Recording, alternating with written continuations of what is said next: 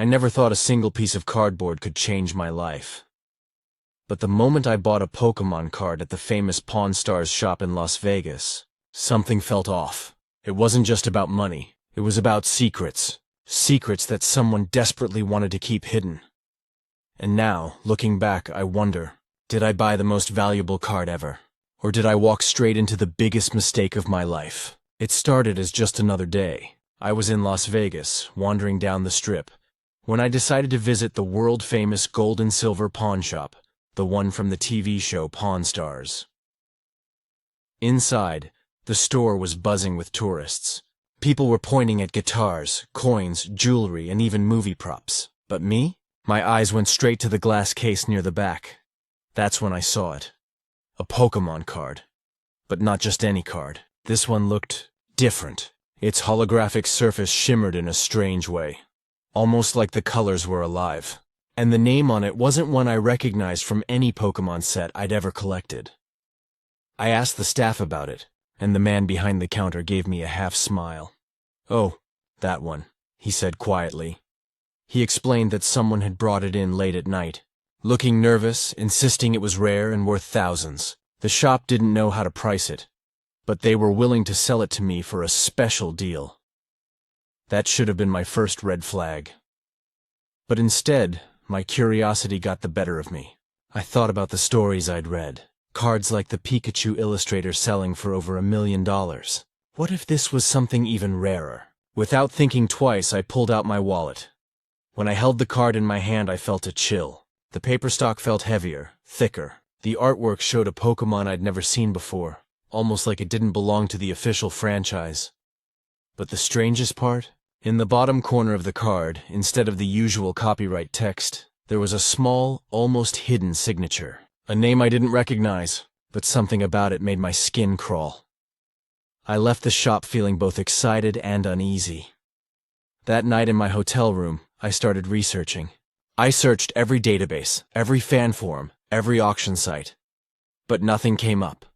No one had ever seen this card before. It wasn't listed in official Pokémon sets. Not even custom card communities recognized it. Then, buried in an old Reddit thread, I found a chilling comment. Someone wrote about phantom cards. Pokémon cards that were printed illegally in the late 90s by underground factories. Cards that weren't supposed to exist. Some said they carried strange markings. Others said they were cursed. The next morning, my phone rang.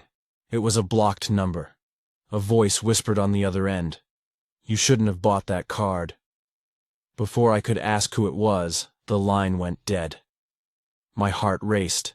How did they even know I had it? I rushed back to the pawn shop, but when I arrived, something was wrong. The card display case was empty.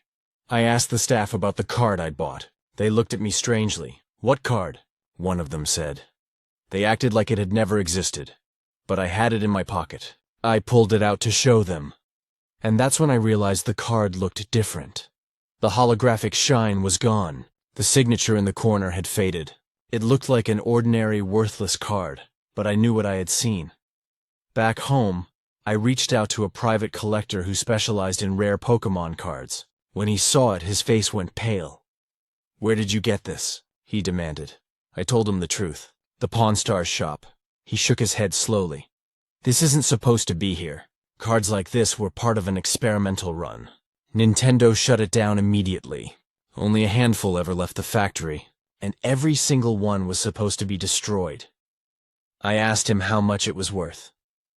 He leaned closer, lowered his voice, and said, "Worth? You don't get it. People have killed over these cards. You need to get rid of it now."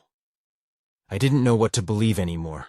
Was it a priceless treasure, or a dangerous secret I was never meant to uncover? That night, I placed the card on my desk and stared at it. For a moment, I could have sworn the holographic shimmer returned, glowing faintly in the dark. And then, just for a second, I thought I saw movement inside the card, like the Pokémon was staring back at me.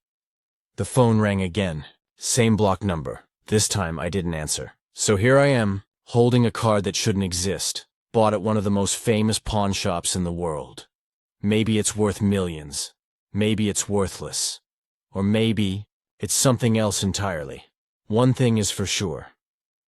The next time you buy something that seems too good to be true, ask yourself this. Are you buying history? Or are you buying a mistake that could haunt you forever?